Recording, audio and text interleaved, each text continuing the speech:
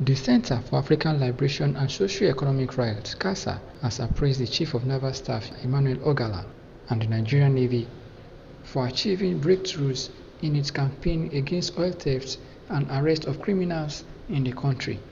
CASA also hailed the Navy for its increased vigilance.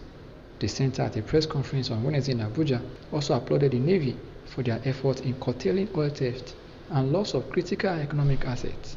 In his address, the Executive Director, Dr. Uzziah Thomas, said the giant strides recorded by the Navy are due to the exceptional leadership of Chief of Naval Staff, Vice Admiral Emmanuel Ogala. Hence, the position of the Center for African Liberation and Socio-Economic Rights that leaders in the country must always show dedication and patriotism.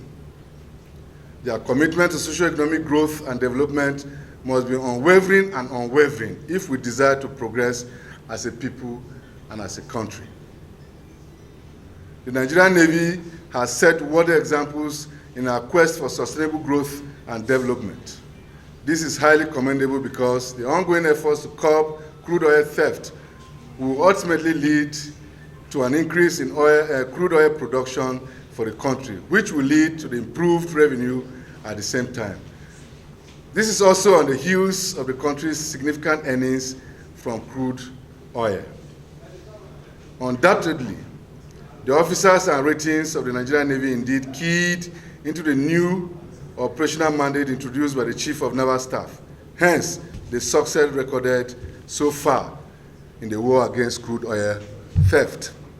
He said, from the assumption of office of the Chief of Naval Staff, he hit the ground running by rejigging the operational effectiveness of the Nigerian Navy to address the issues of crude oil theft and the safety of critical economic infrastructure of the country's waterways. The center therefore urged all relevant stakeholders to extend their support to the Nigerian Navy in the country's war against crude oil theft. This much has been the case, and the gains recorded so far are tangible and far-reaching in addressing crude oil theft in the country. We wish to state that the Nigerian Navy has indeed risen to the occasion in maintaining a professionally competent and ethical naval force. This has translated to tangible gains in the war against crude oil theft, which hitherto assumed a dangerous dimension that resulted in severe economic losses to the country.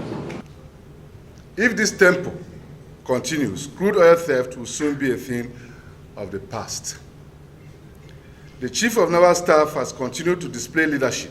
This attribute is needed to turn the country's fortune around for good. The example set in this case is worthy of emulation by those saddled with leadership positions in the country.